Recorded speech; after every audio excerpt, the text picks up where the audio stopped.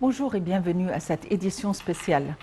7 ans se sont écoulés depuis que le chef de l'État est passé au pouvoir. 7 ans se sont écoulés depuis que l'Égypte est partie pour une nouvelle vision, pour une nouvelle perspective.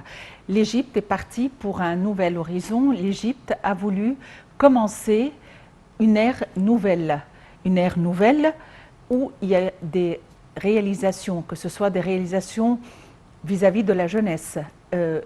L'Égypte tend la main, pas seulement au niveau régional, mais au niveau international, de manière à ce que des ponts d'entente et d'échange d'expertise soient érigés. Et l'Égypte a comme priorité la jeunesse qui parfois la jeunesse du monde qui se sentait parfois et dans certaines sociétés marginalisée. L'Égypte opte à mettre terme à l'immigration clandestine, à sauver la jeunesse. L'Égypte opte à éradiquer le terrorisme qui vient ou qui est menée par une jeunesse qui se sent marginalisée, une jeunesse qui a l'impression d'être mise à l'écart, qui n'a aucune option pour l'avenir, une jeunesse désespérée. Et donc, le terrorisme, quand il frappe le monde entier et pas seulement un pays ou une région. Au cours de cette année écoulée, depuis que le chef de l'État a commencé son mandat, le chef de l'État Abdel Fattah el-Sisi, l'Égypte a emprunté un chemin, celui des réformes effectives.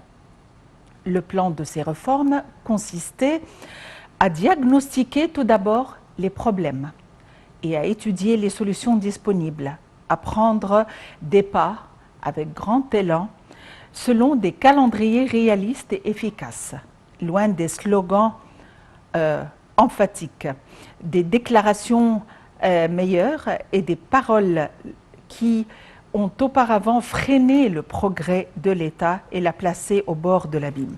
Pendant 7 ans, de nouvelles notions et orientations vers l'action sérieuse et la construction ont été créées pour réaliser des achèvements et des réalisations, pour achever des rêves, pour les mettre à une réalisation efficace, considérable sur la voie du développement en faveur des générations présentes et à venir. Il s'agit d'apprendre la tolérance. Il s'agit d'apprendre à la génération actuelle comment être altruiste, comment tendre la main aux autres, comment voir le monde à partir de la perspective le monde est un seul village, comment comprendre que ce qui se passe ici a des répercussions ailleurs. Comment comprendre que les problèmes sont généraux. Il n'y a pas de problème spécifique à une région particulière. Il y a des problèmes qui doivent être résolus et les répercussions, comme on vient de le dire, sont ressenties ailleurs. Il n'y a pas de meilleurs, il y a de personnes qui font ce qu'ils ont à faire, des personnes ambitieuses, des personnes enthousiastes. Comment réintégrer la jeunesse qui a été radicalisée? Comment réintégrer la jeunesse qui a choisi l'immigration clandestine? Comment réintégrer la jeunesse qui a voulu partir et trouver une autre chance de travail? Ne pas culpabiliser les jeunes qui veulent partir et tenter leur chance à l'étranger, mais à condition que ce soit d'une manière conventionnelle, d'une manière officielle, d'une manière claire. Ils ont opté à l'internationalisation des diplômes de manière à ce que la jeunesse égyptienne, et puisque la société égyptienne est à 65% une société jeune, comment justement exporter la jeunesse vers l'étranger et leur donner leur chance de manière à acquérir de nouvelles expériences et revenir avec des expériences et aider leur patrie d'une autre manière. La direction politique a déclaré que la nouvelle capitale administrative était le futur projet sur lequel s'appuie l'État pour annoncer la naissance de la Deuxième République après s'y être installé, a confirmé le Premier ministre Mostafa Madbouli, soulignant les directives permanentes du chef de l'État de mettre en œuvre les projets de la nouvelle capitale selon le plus haut niveau de qualité et en suivant les normes internationales et les plus sophistiquées. Le chef du gouvernement a tenu ses propos lors d'une tournée d'inspection dans la nouvelle capitale administrative. M. Madbouli a suivi l'État et a inspecté sur le champ les travaux qui ont été réalisés et mis en œuvre et les projets des différents quartiers centraux des affaires où il a tenu une réunion avec le ministre du Logement et des Communautés urbaines, des fonctionnaires du ministère ainsi que des fonctionnaires de la société chinoise responsables de la construction des tours dans le quartier central des affaires. Nous avons plus d'éclaircissements dans ce compte rendu. En mars 2017, le président Abdel Fattah el-Sisi a informé le comité exécutif du poste de direction de la nouvelle capitale administrative, en particulier dans le quartier gouvernemental, mis en œuvre par l'organisme d'ingénierie des forces armées, un certain nombre de sociétés égyptiennes, là où la mise en œuvre des services publics et d'infrastructures se fonctionne à des taux plus élevés que prévu, y compris les réseaux routiers, l'eau potable, l'assainissement, l'électricité et les communications. Le président a souligné la nécessité de respecter le calendrier prévu pour la mise en œuvre du district gouvernemental, en soulignant la nécessité de commencer par les derniers systèmes de conception et de planification architecturale. Du quartier gouvernemental à celui des affaires, en passant par les lieux de divertissement et les lieux de culte, ou encore Iconic Power, la nouvelle capitale administrative est le symbole de la modernité, de la somptuosité et de la puissance de l'État égyptien. Bâtie sur une superficie de 8600 mètres carrés, la mosquée d'Al-Fattah al-Alim se dresse majestueusement à l'entrée de la nouvelle capitale administrative. Également, la capitale jouit de la plus grande cathédrale d'Afrique et du Moyen-Orient. Il s'agit de la place du peuple pour tout le peuple et en arrière-plan le palais présidentiel, ainsi que le centre culturel islamique de Mesr et la mosquée de Mesr, des joyaux architecturaux. La cité sportive, un espace innovant. Et non loin du quartier administratif se trouve la cité sportive de la nouvelle capitale administrative, maintenant baptisée The Club Place. Toujours dans la nouvelle capitale se trouve le quartier gouvernemental équipé de la technologie 5G, le Conseil des députés et le Sénat, des travaux qui avancent à un rythme record. Et enfin, le quartier des affaires au cœur de la capitale administrative.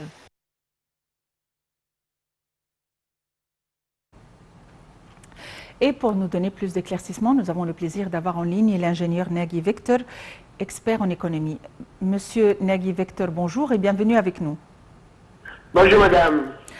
Monsieur Nagui Vector, au cours des 7 dernières années, beaucoup de projets ont été tenus, beaucoup de perspectives économiques, beaucoup de développement en matière d'investissement, que ce soit au niveau des lois ayant été amendées ou au niveau de l'infrastructure. On aimerait en savoir plus sur les projets les plus importants ayant été tenus durant les 7 dernières années.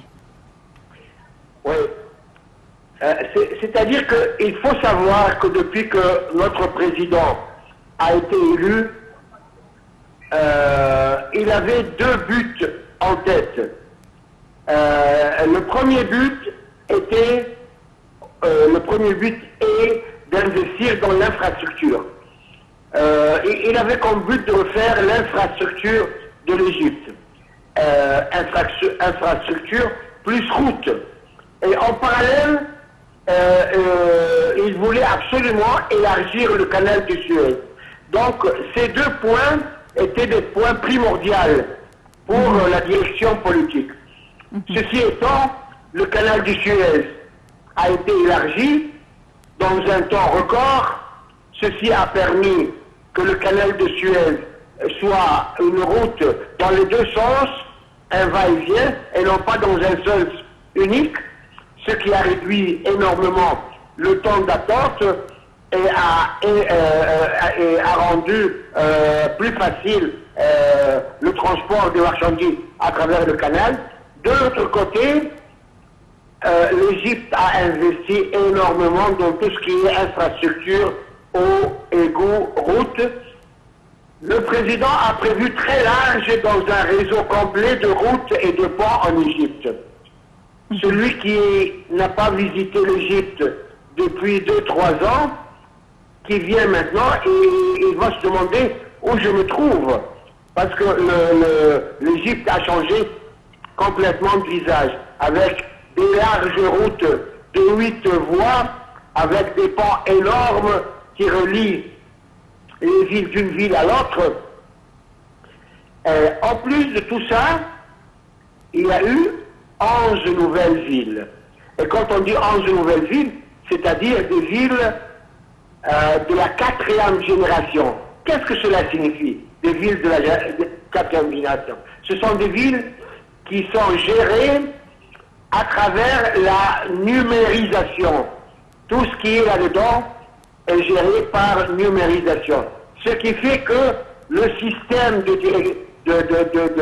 gérance, de direction est complètement nouveau et est complètement moderne. 5 villes d'entre elles ont été inaugurées et ce sont des villes qualitatives, à savoir une ville pour construire des meubles à Damiette.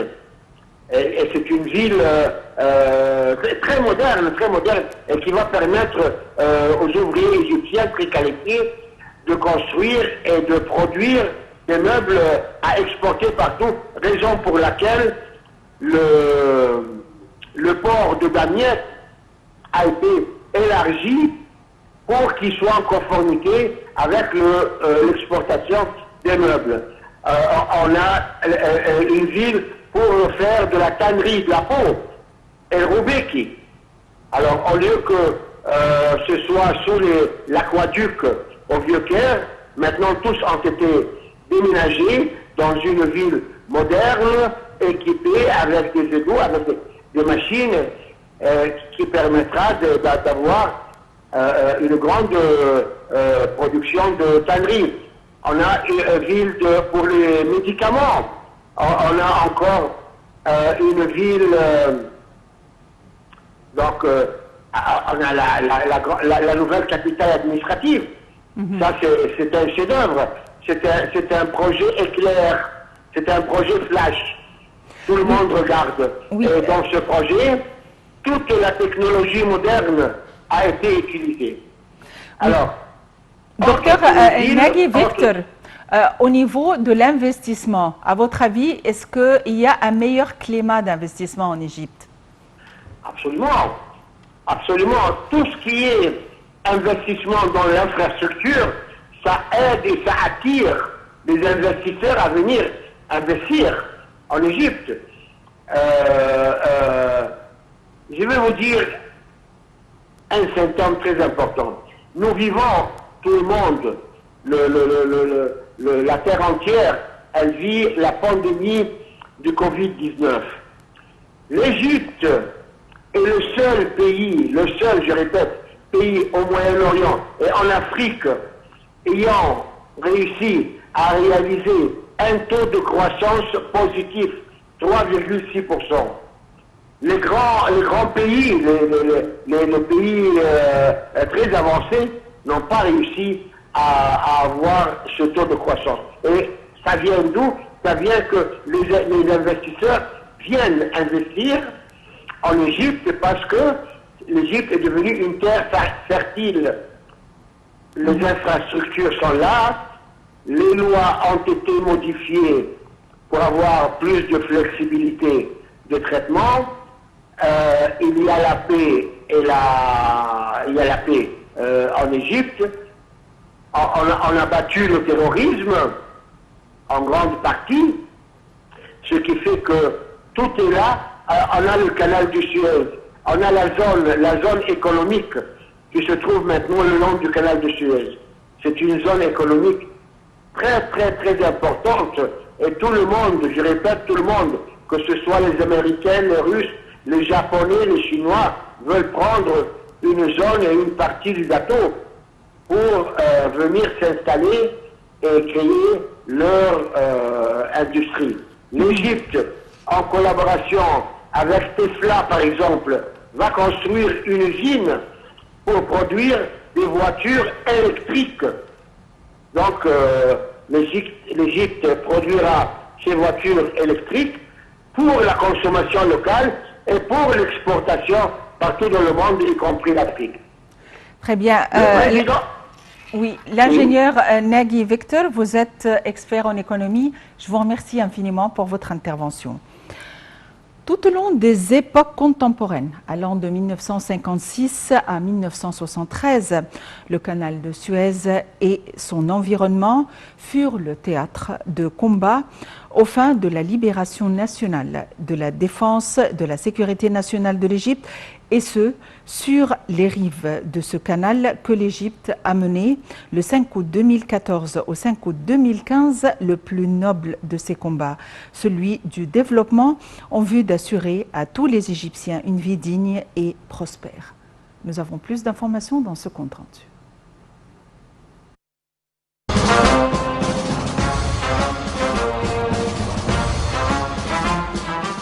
به ابن مصر